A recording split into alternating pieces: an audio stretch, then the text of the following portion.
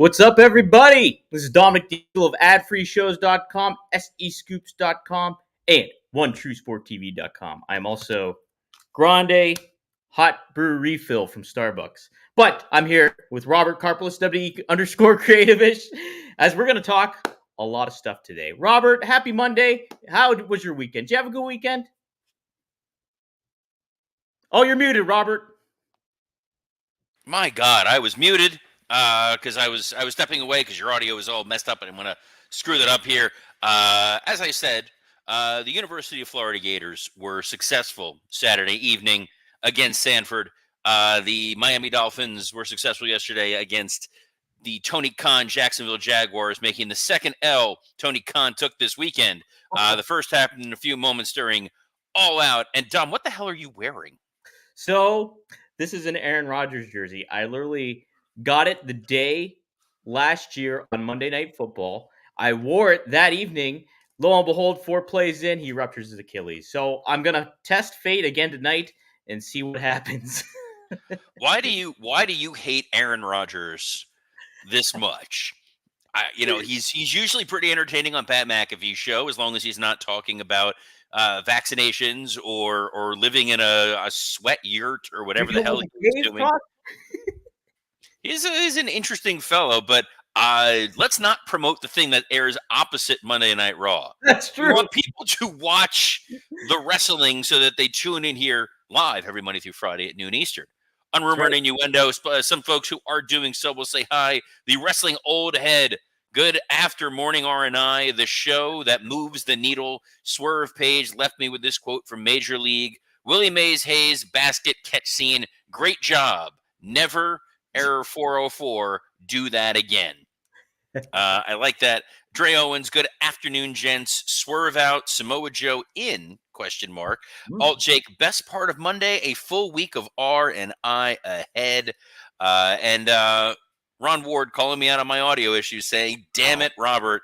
Well earned there. I have 2 mute buttons. That's the issue. There's the mute button on the computer, and then on the headset itself.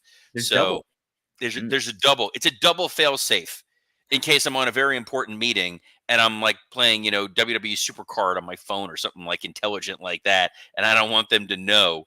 But man, we got way too much stuff to talk about. We're not even getting a chance to talk about SmackDown or Collision, which I watched for some inexplicable reason, and Rampage. But All Out. Rampage too. I watched part of Rampage because there was an overrun. I got to see the Outrunners. I don't know how I lived life before seeing those guys, but that might be the best thing Tony Khan is doing in AEW.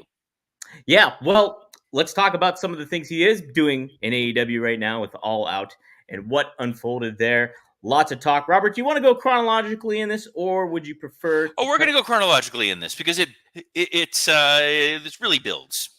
Yes, it does. Started off with MJF taking on Daniel Garcia in what was a lengthy match. Want to get your thoughts on it before I expound on it. So they gave him plenty of time. Mm-hmm. Danny Garcia wearing the bandage on his head made him look like a pirate. Arr. Which was, thank you. And you got your Pittsburgh Pirates hat on. Very good. Very proud of you. Very excited. For those of you listening on audio format, this is what you're missing. If you're not tuning in live to watch the video, there's props. He's like Gallagher. But look, my concern going into this was I didn't think Danny Garcia was going to feel at the same level as MJF. It was going to feel like Max was slumming a little bit. I think that they wrestled a tremendous match. I think that Max got the best Danny Garcia match you were going to get out of Danny Garcia. But coming out of it, I did not feel like Garcia is now a guy who's a made, minted man. Obviously, mm-hmm. Max won with the low blow. There was a lot of back and forth. The spike pile driver after was Garcia's revenge, but that was very similar to the story you just told with Will Ospreay and the Tiger Driver. So I don't know. Maybe Max has taken a little bit of a vacation, which he just came back not that long ago. But hey, let him do him. It's never too late to go hang out in beautiful Long Island, or he can come down here and chill with me in Boca. But either way, it was a fine match that I left it thinking, yeah, Danny Garcia, he's fine. He's great at the next TNT champion, #1 contender. Yeah, I thought the match was good. I agree with you in regards to the spike pile driver and all that stuff. It kind of is what we've seen. I said this a couple times. I am sick of all these injury kind of. Oh, wait, we got to be concerned with this person's neck. We got to do this. It's lazy, creative. It's gone to the well too many times. How many were we engaged by Rock versus Hogan because we were concerned about a neck injury with one of them, or like certain? He hit him with a semi truck, and Rock no sold it. That's it. Give us some schmoz stuff. I don't know. I'm just kind of sick of this whole thing. We got to be concerned about this wrestler's well-being. And granted, a lot of this is all storyline and not really real. But come on, injuries are a part of sports. We're aware of that.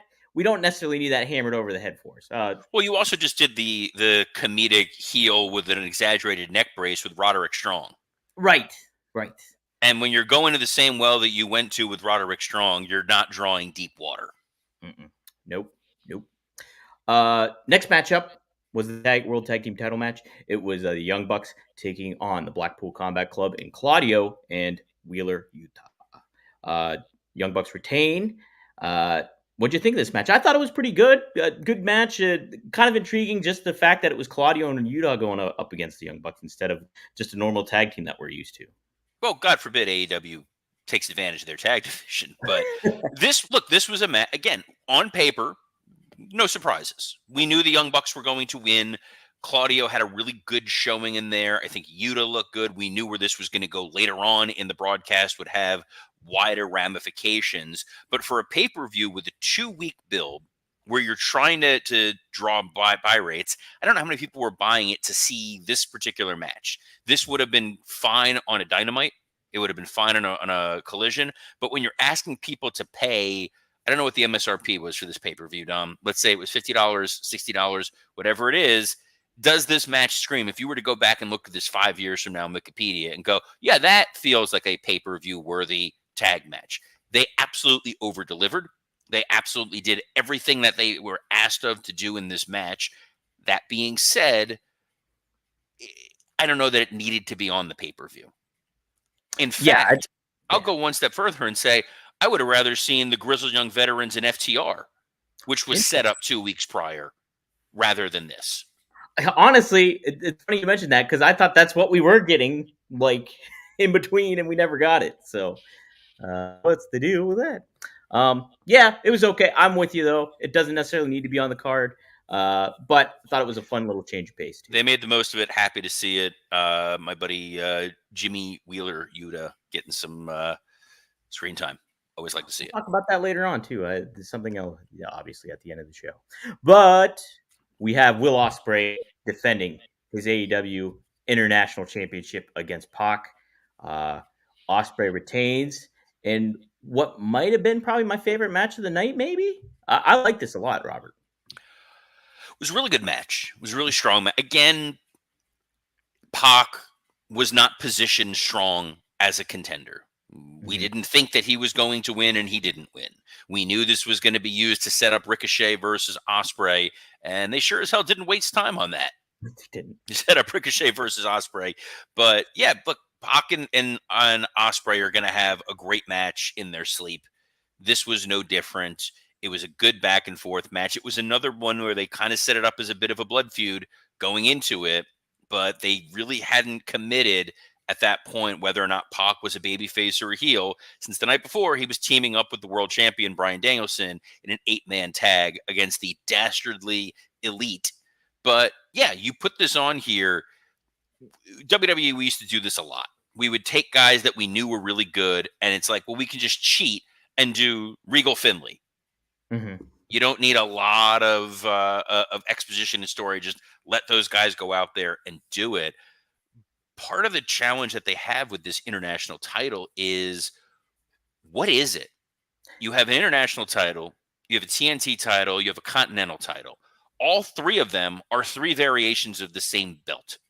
Right. The TNT title used to be that was the workman's title. That was when Cody held it, when Brody held it, when Darby held it. Like when you had that meant you were the best worker in the company. It was kind of their intercontinental title. Now, the international title is kind of being positioned as that. But at the same time, Kazuchika Okada has the Continental title. And he's kind of, a lot of people's eyes, the best wrestler in the world. So you have 3 belts that are serving the same purpose, and there's no delineation. So I'm hoping that eventually they start to look at it and say, maybe we make one mean something else, something different, because ultimately, with Ospreay holding the international title, it could overshadow your world title. Right. I can't wait for the pay-per-view AEW consolidation where they merge all these titles together and then we get a definitive answer on what they actually mean and stand for. Can't wait. Next pay-per-view. Yeah, I like the match a lot. Some false finishes, but that was kind of expected with all that stuff. A lot of them, I think. But I really did enjoy the match. That being said, Chicago Street Fight. Willow Nightingale taking on Chris Statlander. Some interesting spots they did in this match. Including a light tube, one including thumbtacks. Did you like this match, Robert? I'm of 2 minds on this match. Mm-hmm. I think that the women understood the assignment. Mm-hmm. They went out there. There's got to be a street fight. It's going to be violent. Me personally, I'm not a light tube guy. I'm not a guy that's going out of his way to watch a CZW match or to watch a GCW match. I'm a guy who yelled at Swerve years ago when he did a spot where he went through a plate glass window that was propped up in the ring. And I was like, God, dude, you're way too good to be doing that kind of stuff. I understand that you wanted to build up the drama and the intensity of this feud. I think their sit down on Collision told that story really well. Light tubes are never going to be my thing. This is a tough one to parse. There's a section of the audience that's going to be very uncomfortable with seeing women bleeding. Mm-hmm. And I don't mean in the way that they bleed once a month and that upsets Republicans. I'm talking about the fact that, when you see this sort of violence that's occurring on a show to begin with, it's going to turn off a sector of that crowd. When it's women, it becomes even more magnified. So I think that becomes something that as AEW needs to grow and expand, when your ratings, the Dynamite this week were 600 and something thousand people, you need to get younger audience members. You need kids that are hooked in. I don't know that kids are going to be thrilled to see that type of match. The thumbtack spot, there was a way that I referred to it on Working Stiff that I cannot hear, and would be a very ill taste for me to go to a Blue Chew ad. We don't have one queued up for today, so we're good. It was a unique spot. I'll give them that, but it was a niche spot that I don't know that you need if you're trying to be the number 2 global brand. This week, hopefully announcing a big deal with Warner Discovery and saying we're just as accessible for advertisers as what WWE does. Give us your money, Sonic and Cricket and all these other brands. And then you do this match. I think the women told a really good story. I think you could have had a little bit of editing, remove the light tubes. That's just me. The thumbtack spot, I'll leave that for however you want to take it. But I think the right person went over. And I think these women really put their heart and soul into making this match work. Absolutely, I do. I agree with you. I think I like Willow. I like Chris a lot. And I think Willow is just this Bailey baby face that we were originally going to get probably like about 10 years ago with a little more edge to her. And I think that really speaks to what she's able to do moving forward. Excited what they're going to do with her next. But again, you're kind of putting I think you're doing the light tubes, doing these thumbtacks, doing something else. You're really not defining your women's division doing this kind of stuff. It's kind of taking it off base. There's a bigger issue I had while watching this match. Mm-hmm. The main event of this show was a lights out, no rules. My God, these 2 men are going to kill each other match. Yeah. I don't know that you needed another hardcore match on this show. It's a great point. You had blood in the Danny Garcia match because he had the wound open. If I was producing this thing, I want the maximum impact possible for that Swerve and Hangman match. It's, guys, we don't need the blood. We don't need another hardcore match on this show. Save all those spots for the main event because you can become desensitized to it. And I likened it to Foley's Hell in a Cell match, where when he got thrown off the top of that cage, not once but twice, people in the industry said, where do we go from here? And we saw it sometimes where they try to replicate those Hell in a Cell spots. The Rikishi one comes to mind, and they were lesser than. I see a guy fall off a thing. We saw Shane fall off a Hell in a Cell. Only Vince likes seeing that. So it's kind of diminished returns. I would have pulled back. You could have had this match, by the way, on Dynamite, and I put more eyeballs on it, and I don't think you would have lost anything from this pay-per-view. I completely agree, and it would have made probably that match feel like a bigger deal than just like, oh, hey, a little Chicago street fight going on. Yeah, let's have some fun. And would have felt like a bigger deal if it was on Dynamite and you kind of positioned it in a different way. But yeah, good. I love both women. I think they do a great job. I think they can help build that division up. Don't necessarily think that this match was doing it for them. I do want to point out, Jeroy J here says, I like there being some parity for the women, and I think it was otherwise warranted for this feud. I do agree that the feud escalated to a point where you warranted a street fight. I think it's really just a matter of what type of Brandy you want. Yeah. Not Brandy Rhodes, mind you, but Heffa. All right. Next up, we have that Continental title match, the Fatal 4-Way between Okada, Orange Cassidy, oh my God, Takeshita, and oh my gosh, Mark Briscoe. So, look, you got the living Briscoe, and you pronounced Takeshita right. This is a home run day for you, Dom. Excited! What a way to start a Monday. Robert, what'd you think of this match? It was a very good 4-way match. The competitors here, again, they understood the assignment. It was a 15-minute wrestling match. Okada got a chance to shine. You got to tease him and Takeshita, which now fans want to see down the road.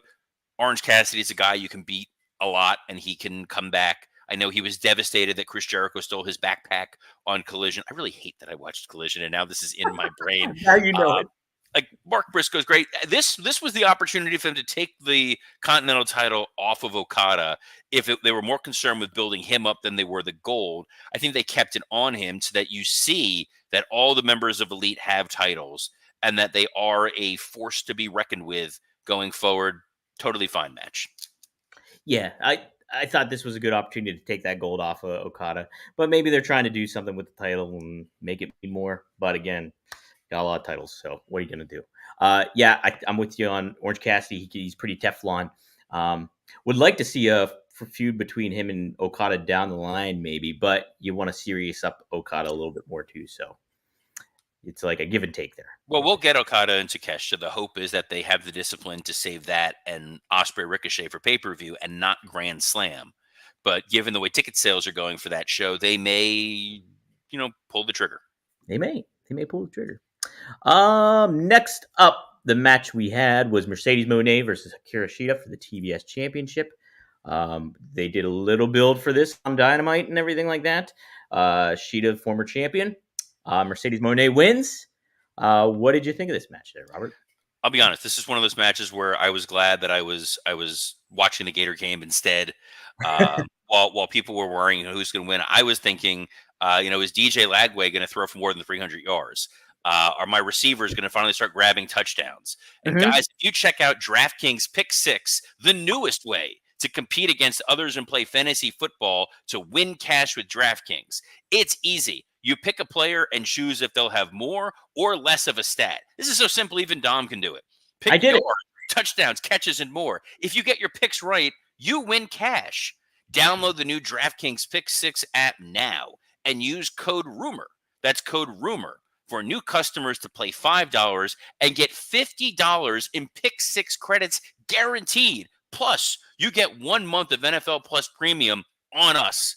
Offer expires September 19th, only on DraftKings Pick 6. The crown is yours. Gambling problem? Call 1-800-GAMBLER.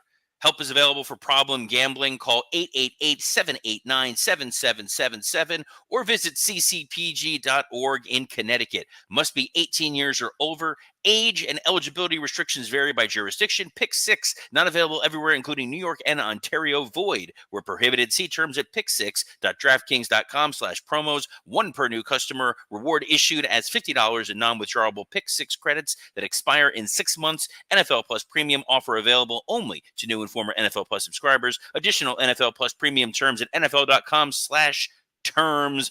Dumb. Shida, they built her up. They fed her to Mercedes Moné.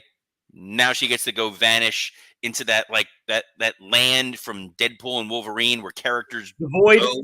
The Void, which was in the Low Key as well. She's there with Serena Deeb and Thunder Rosa and Anna Jay Ron and Morrison, Rico. Tyler Valkyrie, Yes, you name it. there you Yeah. go. I would like to see a heel turn from her. Maybe just give her a different kind of thing. And I think she does somebody else that really could add value to the women's division even more so. Same with the Thunder Rosa and even It was so. Look, it was a better match than the Britt Baker match, and I think that's all Mercedes needed to concern herself with was can I top that? Right, exactly. All right. Next up, we had Bryan Danielson taking on Jack Perry for the AEW World Title. Enjoyed this match. I thought the way Jack Perry stole the running knee was great. Sold. Like you said, stoled. I was like, sold. what? But Bryan Danielson retains, and we get quite the angle after the fact. Robert, what did you think of the match? And what did you think of the angle afterwards? Jim Ross, ad-free show, brethren. Early on, forgot that he was doing commentary for All Out and not his podcast with Conrad. And the way that he buried the Jack Perry entrance with the riot gear people. See that, Tony? They got riot gear on. See them standing ringside at Excalibur? Why they got that riot gear? Just absolutely just burying it. I love it. Love it. How about him biting? He was like, I never heard anybody win a match from biting somebody or nothing like that. Marv Albert's the only announcer that would know about that. But here's the thing. Danielson did what Jericho thinks he does. Give me a young guy.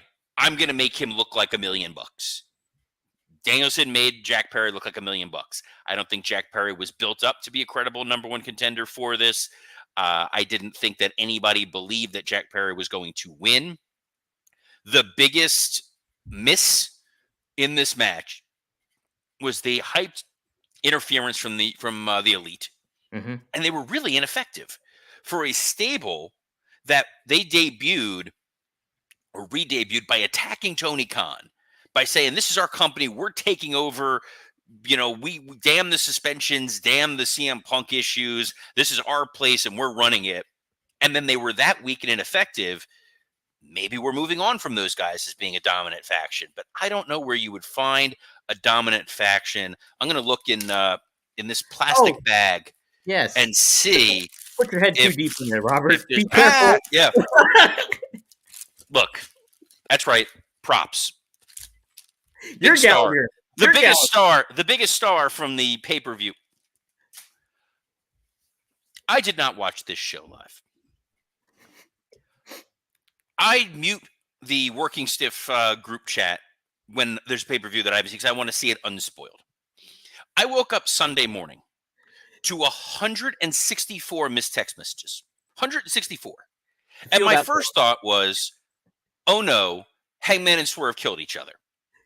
And then I was wrong, because there was attempted murder before that match even happened. I understand the beats of what happened here. Kill Switch comes out. Him and Jack Perry stare down with each other. Oh man, these guys have a history. I like this. Oh, here comes Christian. He's got the Christian Cage. He's got the magical not money in the bank contract. I like this. Here comes the Blackpool Combat Club to square up. Oh, Moxley remembered he's part of this group. Finally. Like, they're all in the ring celebrating. And I'm thinking, well, we've teased Claudio not being thrilled with Danielson. We've teased that Moxley, since coming back, has a new attitude. Maybe we're going to get a cool little turn here. And then you get it. Claudio goes for the uppercut, and Danielson sells the uppercut with bewilderment. Not, I just got my head knocked off. It was zoinks. And I was like, all right, I don't know how this is going. And then Moxley goes, I know it'll work. He puts a plastic bag over Bryan's head and tries to asphyxiate and kill him. On a pay-per-view. In front of a worldwide audience. I know it's Chicago, and the rules of murder are a little more lax there than they are in other places. It's kind of ingrained in the history of that city. Security doesn't come running out immediately to stop the murder. The locker room, no one comes out to go try to save Bryan Danielson. Your announcers aren't running to go try to save Bryan. They're just all sitting and watching, and Jim Ross is forced to have to call this attempted murder, and you can tell JR was not enamored and thrilled with this. And there was a shot there where Bryan is screaming for help that is a little off-putting. This would not have been the move that I would have gone with when you're trying to establish yourself as the true number two. Tony Khan said last week, we are going to be we are going to make history as the second most successful wrestling promotion of all time. This ain't the spot to do it. This was not something that makes me think, oh, kids are going to be excited to tune into this show. Families are going to tune in. Advertisers are going to be throwing money at you. You could have told this same moment, the same spot with a shocking, pretty much anything else. The wrestling has always said, like, we don't involve guns, and when they have involved guns, it's always been horrifying. When WWE did it with Pillman and Austin, it cost them sponsors. USA Network was like, are you out of your friggin' minds? They didn't air replays of this. This doesn't exist on social media. AEW wasn't putting it up there. So you're going, this is a truly horrifying gaffe. It's a mistake. It doesn't make me think, I can't wait to see what happens next. It makes me think, I can't wait to see the internal meeting that they have to figure out how to fix this. It was so, like, if anything, like, Justin Roberts was right there. Justin Roberts got choked out by Bryan Danielson with his necktie, and they fired him. Justin should have volunteered his necktie. Like, here you go. Finish the job. Like, he could have taken off his belt and choked him with the belt. There were things you could have done, but the plastic bag thing is a uniquely dangerous and uncomfortable moment that eclipsed what was a great match, what was a great layout, and what was a great angle. I went from, I may actually care about seeing what happens with Jon Moxley to, all right, this is going to be a thing we have to sit and talk about, like guys drinking blood or, potential anti-Semitic hate crimes with Juice Robinson and MJF. Like, Robert, so initially seeing it, when I finally got to watch it and see the clip and everything like that, I was like, okay, it harkens back to Clash of the Champions with Terry Funk and Ric Flair. They kind of got some flack for that, obviously, back in the day, too. I was like, I'm okay with it for the most part. But then I watched a longer clip of it, and Jon Moxley really held that plastic bag on Danielson for a very long time. Which is fine, and they're sick about it and whatever. Right. But at the same time, when Funk and like Flair did like that kind of stuff, that was a totally different era. Totally different. And a different audience mindset. It wasn't successful then to a large degree. And it certainly was not something here. Like, I'll be curious when you talk to, Gagne and Magnum, what their takes are on this. Because genuinely, like, if I'm thinking I'm trying to book, you're not booking ECW. And I think that's what Tony needs to understand. Like, you are booking something that is on two of the most powerful cable networks in the world. You have one of the largest media conglomerates on the planet backing you. You don't need this. You also have really creative storytellers in Bryan Danielson and Jon Moxley who could have come up with something different than leaning into this impulse. And the worst of all is you're going into a match with Swerve and Hangman that's supposed to be shocking over-the-top violence. You're not topping this. No. Well, we thought. They're not topping this. It did top it for me in regards to what is egregious as a visual in pro wrestling. I would have been fine even with a taser spot with Moxley and Danielson over the plastic bag, I think. I hate taser spots. I think they always look goofy. They do look goofy. I would have bought that, I think, a little bit more, though. Yep. Okay. Unsanctioned lights out. Dim them down. Bring them back up. We got Hangman Page versus Swerve Strickland. What was a brutal, very violent, very innovative match in regards to what they did in certain ways. Hangman Page gets the definitive win after he knocks Swerve Strickland out with a steel chair shot that was very massive, but not before he put a hypodermic needle in Swerve's mouth. Did not like that spot at all. I think it really speaks to really reaching to try to be edgy and stuff like that when they already had the elements to be edgy in this match. What do you think of that spot? What do you think of the match? What do you think of the chair shot, Robert? I thought the match overall was the kind of intensity that the two of them needed. I think Mm-hmm. part of the challenge was you're overcoming the intensity of a Chicago street fight and the disquieting image that you just saw of Danielson being choked out by a bag. So they had to lure that audience back in. The cinder block stuff looked brutal. Yeah. I think that was, those guys committed. The fact that they were using shards of the burnt down house for that end, brilliant.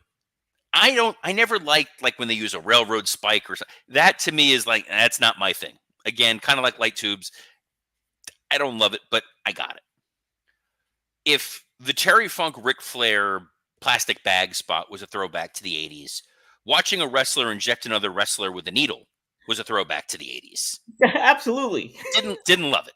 Didn't like the picture that Mike Lawrence, working stiff co-host and talented comedian, sent was the picture of Danielson with the plastic bag over his head and Swerve with the needle sticking out of his mouth, which is the worst thing possible because All Out from top to bottom, great card, great matches, solid wrestling, good storytelling, good booking for the most part, eclipsed by two really goofy moments. Mm-hmm. And I think that's the worst part of this is I wanted to be able to come out of this pay-per-view and say, this was wonderful, made total sense, great matches, great story, great show. And instead we're talking about a dude getting choked out with a plastic bag and a guy being injected with a hypodermic needle. The chair shot bugs me in the sense that universally they're like, we're not doing chair shots to the head anymore. Because if you take chair shots to the head, your brain is scrambled, and you wind up hosting a weekly podcast with Dominic D'Angelo every Monday at 4:20 p.m. Oh, So, yeah, a little Rob Van Dam plug for you there. And we've just wiped it out. When you save it and use it as it only exists in these rare, limited instances, it's still a thing in play. Just we all accept chair shots to the head, bad. We don't need to see them. They don't entertain us. They don't make a match more worthwhile. I get that they supposedly gimmicked it to make it safe. I understand that, but I wouldn't introduce it. I know Ricky Morton was very upset about it. He posed like there's a reason why like my brain is all scrambled. I have to take medication because of this. It doesn't derive the kind of positive responses that you want. And you want people coming away from your show thinking, I'm really glad I spent the money on watching this. I'm really glad I watched this pay-per-view, took this journey to support this company, and not, I wish we didn't have this moment and this moment and this moment, and it kind of mars things for everybody. Mm-hmm. There are some people who are going to love it. The AEW sickos, so that's great. That's less than 600,000 people now that are tuning in for Dynamite. I'm not saying you have to be doing the same numbers as WWE, but you do want to be courting that larger audience. But at the same time, Tony Khan is the one that holds the purse strings. He chooses to spend the money how he wants. And if this is the kind of product he wants to put out there, so be it. Right. I think I love this feud. I love what they've done with a lot of this aspect of Hangman and Swerve. And even after the match, Hangman showed conflict. You don't know where his head's at. Did he finally lose his mind? Is he a pure-blooded heel? Does he regret what he's doing? Is it a little bit of both? Really cool stuff. Big things that really harbor, I think, this whole feud in general is something like the needle spot or something like drinking your own blood. And certain things like it's just that stuff takes away from the feud itself, I think. It becomes you're more focused on the stunt than Yes. you are the match. Yes. And I think that's the thing that they don't need to do because they arguably have the best roster potentially in the history of wrestling. Mm-hmm. There's ways to work around this. If anything, I know the crowd was chanting for it, and I hate giving crowds what they're cheering for because the hell with crowds. But like they wanted fire, and considering this ended with the house being burned down and there was no fire anywhere else in the show, I thought maybe we were going to get a fire spot. Like the cage on fire. Well, there's that. Raw is tonight. It's the season premiere of Raw. We don't have a lot of time to really get into it. The only big takeaway is Bret the Hitman Hart is going to be on there. So, kids, get your Goldberg chance early and often if you are in the building. Dom, we lightly plugged some of your other shows. I didn't tune in to see if you plugged Rumor and Innuendo on the Rob Van Dam podcast, so I'm not going to let you plug it now. So instead, the only thing we're going to plug is we've got Working Stiff with myself and Scott Chaplin, which is out. The main show dropped last Thursday. It's worth going in. Our predictions for All Out were spot on. It's a real fun show to listen to. And if you're a Patreon subscriber for Working Stiff, you got a chance to hear Scott and mine's pretty in-depth All Out review. A little bit of arguing, a little bit of samesies, but always fun. And Dom, we will be back tomorrow at noon Eastern on a plethora of platforms, including the WWE Creative _ish X account, the SE Scoops X account, and on YouTube on ad-free shows Working Stiff and Rumor and Innuendo. I think we got everything there. So on behalf of Aaron Rodgers' worst nightmare, Dominic D'Angelo, I'm Robert Karpelis. Best of luck in your future endeavors. Relax.